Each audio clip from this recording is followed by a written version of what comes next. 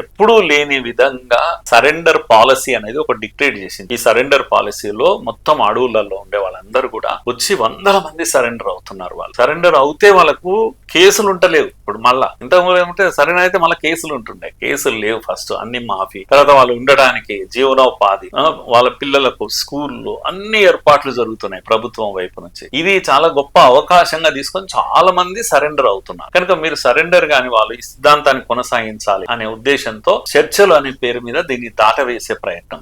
అదొక కుట్ర. కనుక మన అందరికి ఇది అర్థం కావాలి. అభివృద్ధి ఉంటే మావోయిజం ఉండదని కొందరు మాట్లాడుతున్నారు. రేవంత్ రెడ్డి కూడా అంటాడు పేదరికం ఉన్నంత కాలం నక్సలిజం ఉంటది అంటే, మరి పేదరికం అనేది నక్సలేట్ల పని, మరి మీరేం పని, నిన్ను ఎందుకు ఎన్నుకున్నారు? ఆ మాట ఎట్లా మాట్లాడుతాం? పేదరిక నిర్మూలన చేయకుండా ఇది ఉన్నంత కాలం ఇది ఉండొద్దు కదా. అంతా కూడా ఛత్తీస్గఢ్ చుట్టుపక్కల అంతటా కూడా రోడ్లు పడుతున్నాయి. ఫస్ట్ టైం ఎర్రబస్ చూశారు అంబుజ్మాడ్లో. ఎర్రబస్ చూసి ఎగురుతున్నారు జనం. ఇంతవరకు స్వతంత్రం వచ్చినాక బస్సు చూడలేదు వాళ్ళు. ఇప్పుడు బస్సులు చూస్తున్నారు, రోడ్లు చూస్తున్నారు. వందల వేల స్కూల్స్, కొత్త స్కూల్స్ నిర్మాణం అవుతున్నాయి. ఇంటర్నెట్ నెట్వర్క్ వచ్చేసింది వాళ్ళకు. కనుక ఈ అభివృద్ధి కళ్ళతో మొదటిసారి చూస్తున్నారు. ఈ పాలసీనే చాలా భిన్నమైన పాలసీ. ఆదివాసులకు అందరికీ అభివృద్ధి చేసేటువంటి పాలసీ. సరెండర్ అయిన నక్సలైట్లకు అందరినీ కూడా వాళ్ళకి షెల్టర్ ఇచ్చి జనజీవన శ్రమంతిలో కలిపేటువంటి పాలసీ. కనుక నో మోర్ చర్చలు, సరెండర్ కావడమే మంచి ఆలోచన.